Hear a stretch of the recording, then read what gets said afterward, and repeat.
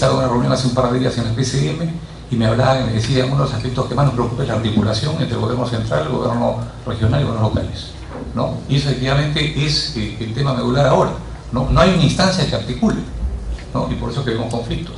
Entonces creo que hay una agenda hacia adentro, ¿no? Creo que es buenísimo tener oportunidades hacia afuera, creo que es fundamental vincularnos justamente con el Trans-Pacific, el PAC, el TPP. Creo efectivamente que el futuro está en la China y en la India, pero tenemos tareas importantísimas hacia adentro y en esa línea tenemos que pensar, digamos, en una política industrial moderna, capital humano, capital físico, la conectividad interna, el comercio interregional, el tratamiento, digamos, de zonas medulares no bien tratadas todavía, como el caso, digamos, de la Amazonía. Esos son los temas, digamos, que me parece que están en la agenda y que tienen que ser tratados. Perfecto. Bueno, queda claro, por un lado, las posibilidades y por otro lado, por lo menos el riesgo, que creo haber apuntado, que es el riesgo de que esta alianza quede en los registros como una alianza más, si es que no le damos materialidad. Entonces yo quería preguntar aquí al foro, ¿no? ¿Cómo podemos hacer para evitar justamente que sea una alianza más, un tratado más, que no haya profundidad? Aquí, un segundito. Si te puedes identificar. ¿Sí? Fernando González Vigil. ¿Me escuchan? Sí. Fernando González Vigil, Universidad del Pacífico. Gracias, Carlos.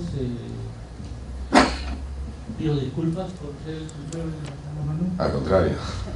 Es debido a que en menos de 3 minutos tengo que salir disparado para cumplir una obligación principal en la universidad a la que pertenezco, que es la clase. Pero ayer que me llegó la circular, porque hoy dije, bueno, ni modo, ¿no? De todas maneras. Muchas gracias. Y básicamente, por lo tanto, lo único que voy a decir es que me parece que felicito al CEPLAM por haber convocado sobre este tema y lamento tener que irme a una obligación, digamos, cancelada, porque es un tema que realmente es importante, que ojalá se pueda continuar debatiendo por iniciativa del CEPLAM o de varios presentes, ya que no para provocar el debate ahorita, o sea, para profundizarlo, sino para explicar brevemente por qué.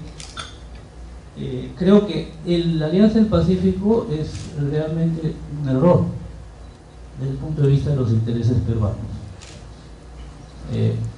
Es un acierto desde el punto de vista de los intereses de México y de Chile.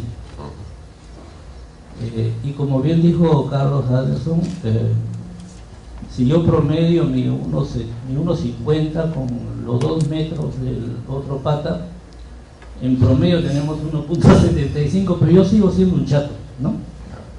Entonces, es un error por varias razones que tienen que ver desde las estilo, las razones de panorama que Diego Castellón nos presentó, como por ya tecnicalidades que tienen que ver con los temas de negociación. Les pido 1000 disculpas de no poder entrar a aburrir con eso, porque además me tengo que ir. Y además sería innoble de mi parte provocar una opinión y luego irme corriendo. No, pero la verdad es que la opinión estaba. No, pero más que nada es una invitación a considerar esta reunión es bien importante. Esa es la idea. Es bien corajudo haberla convocado y es bien importante continuarlo porque la propaganda es prácticamente diaria y machacona en los grandes medios de comunicación, no en la prensa chicha. Exacto. Entonces, como hay una propaganda y hay una serie de visiones que se tiene, por ejemplo, la visa mexicana, no es ningún compromiso de la Alianza del Pacífico, es una donación que hace México unilateral que la puede retirar en cualquier momento. Hay cosas, pequeños detalles donde está el diablo, como se dice en inglés, que explican por qué. Yo lo único que digo es, soy de los que piensan, no por pesimista, sino por objetividad desde un determinado punto de vista, que no es un buen negocio para el Perú, que tenemos el riesgo de perder mucho más de lo que podemos ganar y por lo tanto es importante continuar debatiendo de hacer. y en ese sentido profundizar las cosas que Pepe y Carlos Rosales acaba de plantear. David, experiencia enorme en la concesión de TLC. Además, él estuvo en la profundización del acuerdo en particular con Chile, en la negociación. No la terminó por el cambio de gobierno, pero estuvo en ella.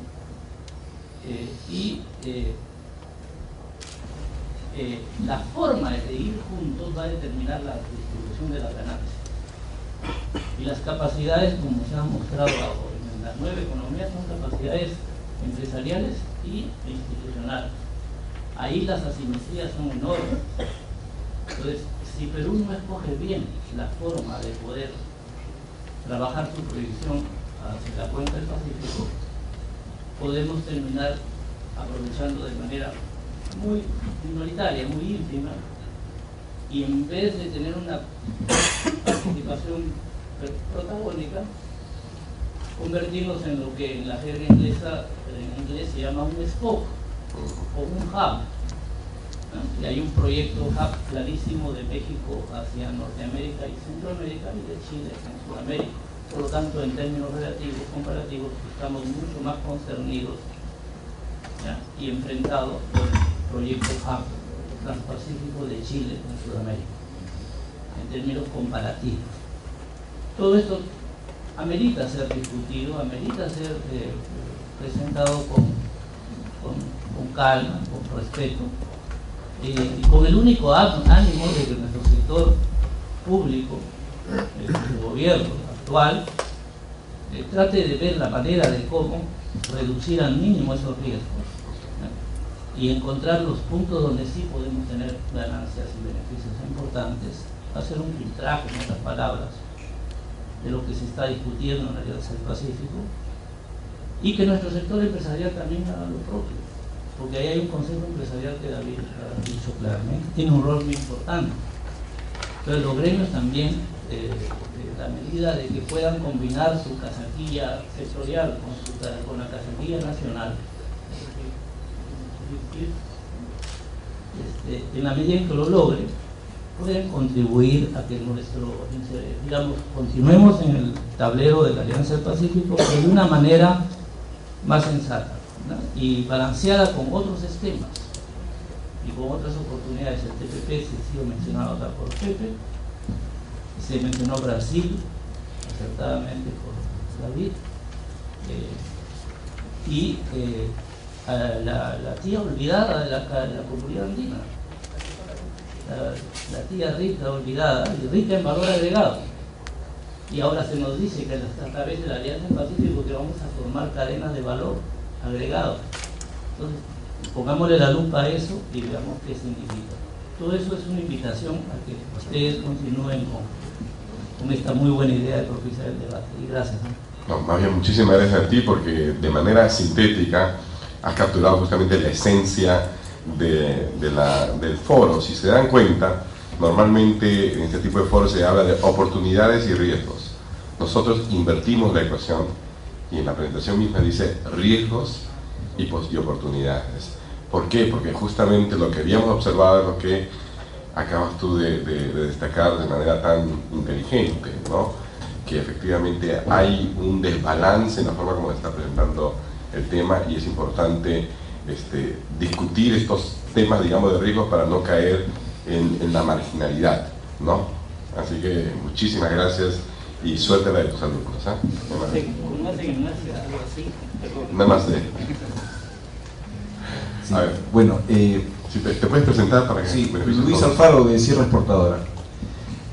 Referente al planteamiento que hacía Carlos del metro 70, no solamente hay que ver la altura, sino también la altura del peso y la fuerza y la velocidad. ¿Por qué? Porque acá estamos en una carrera, y entonces en la carrera no solamente interviene un solo factor, y en ese factor, si nosotros vemos desde una perspectiva de Keynes, estaría la propensión al consumo y el balance con la inversión, y eso va a estar dado por la competitividad. Si nosotros no tenemos productos competitivos, no vamos a avanzar. Esto del mercado de 300 millones no es no hay ningún mercado de 300 millones. Hay la posibilidad, tendremos que identificar perfectamente qué producto y a qué mercado se va a dirigir. Acá, hablando con Fernando, le preguntaba, oye, qué bonita camisa. Y Fernando me dijo, esta camisa es colombiana, hecha con hilo pima peruano. De coltejer. De coltejer. Y entonces, esta es la diferencia. Acá Fernando me decía que esta camisa le había costado 48 soles en Colombia. Entonces, ese es el nivel de competitividad que nosotros necesitamos. No solamente el producto básico, pues, ¿no? Y acá nos estamos engañando al ver el PBI. Nos engañamos mañana, tarde y noche. El PBI no es para todos, especialmente son las mineras, son empresas extranjeras. Sí, está creciendo la exportación de materia prima, hecha básicamente claro, eso nos da caja. Pero, y desde cierre exportadora, sí, ¿no? ¿Cómo impulsar, por ejemplo, esta mejor vinculación con empresas mexicanas para alcanzar el gran mercado que es el mercado norteamericano todavía? Claro. Nosotros, como hablamos hace un momento también con Carlos, creemos que toda la clave está en las habilidades clave para el desarrollo. Según Amartya Sen dice que la pobreza es carencia de habilidades clave para el desarrollo. Entonces, ¿qué cosa sería la riqueza? Contar con esas habilidades clave para el desarrollo. Ahora, nosotros nos pusimos a pensar, ¿y qué cosas son las habilidades clave para el desarrollo? Y nos dimos cuenta que había muchísimas, pero vienen principalmente de tres fuentes: de la educación superior, del trabajo productivo y del liderazgo y el emprendimiento.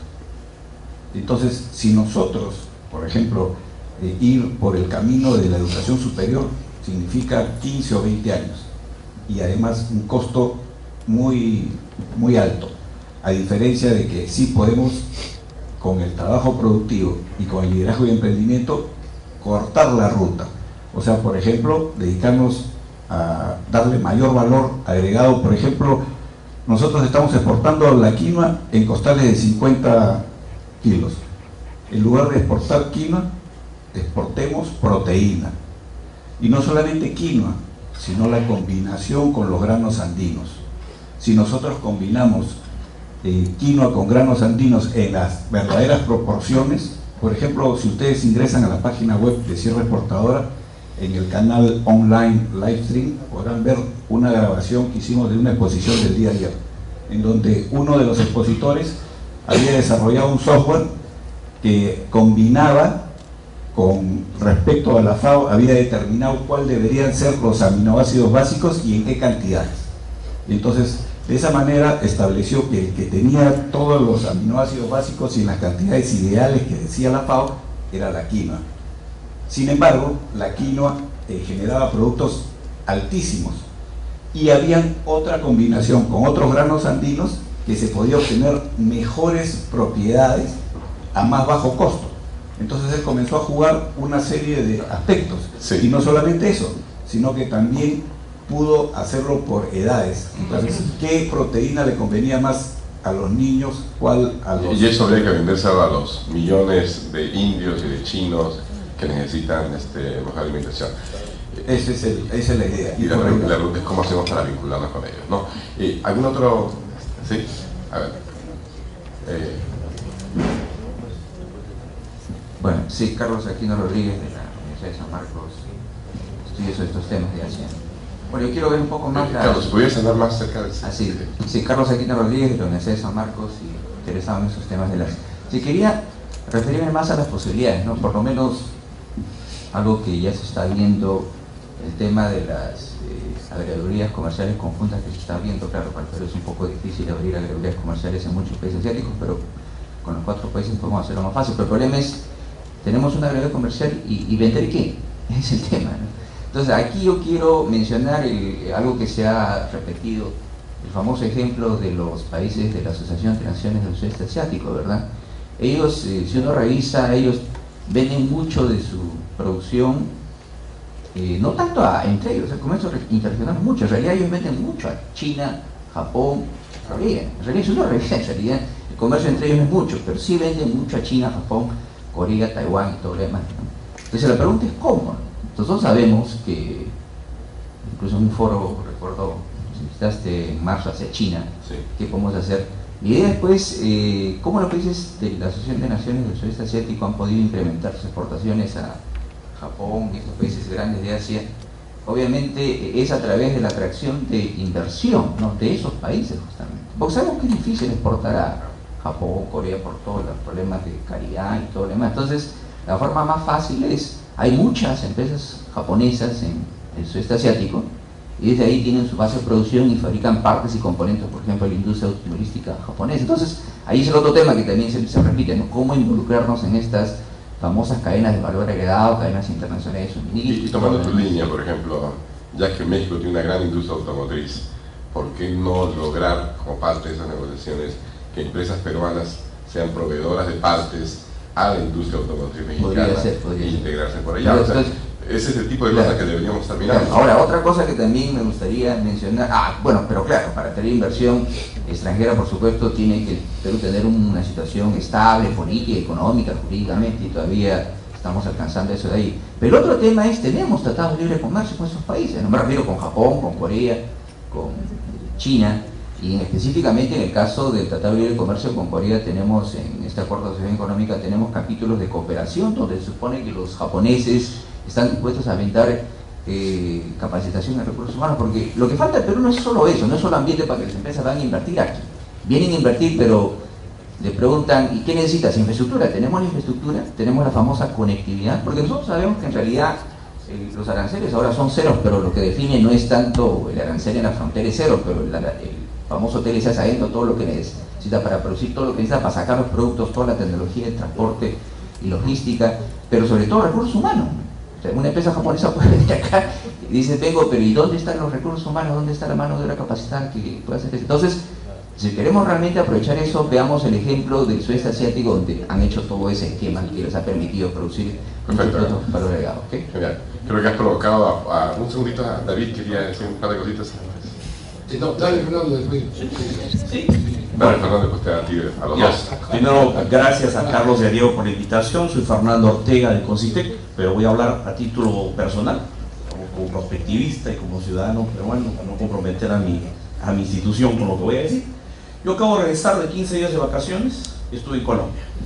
Pero como los colegas prospectivistas colombianos abusan del cariño y la confianza, me programaron una serie de conferencias y reuniones, porque Colombia en estos momentos está trabajando todos los escenarios post-conflicto armado.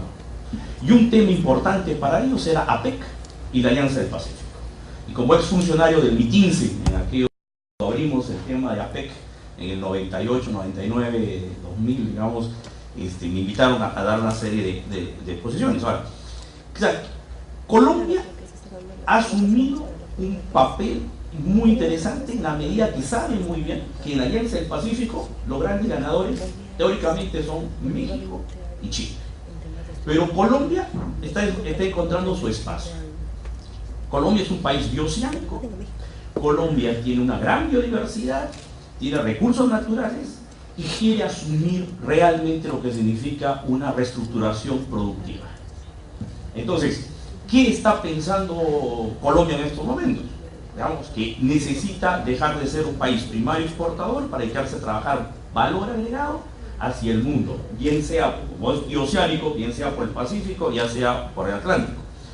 Lo importante es lo siguiente, ingeniero Leo.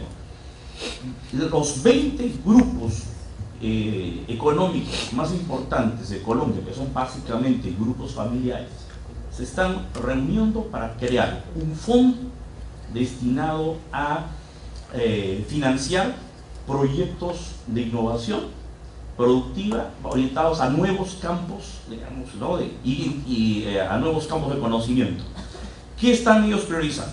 Justamente, básicamente, energía, por el lado de biocombustibles, donde ya tienen una buena base en la cadena de la caña, pero no están pensando ahí en alcohol, están viendo qué hacer con nuevos biocombustibles, es decir, básicamente trabajar para el lado textil, celulosa a partir de bagazo, y están trabajando gasolina a partir de alcohol y del bagazo. O sea, y hay una serie de grupos de investigación importantes que están trabajando eso en el mundo y Colombia los va a traer.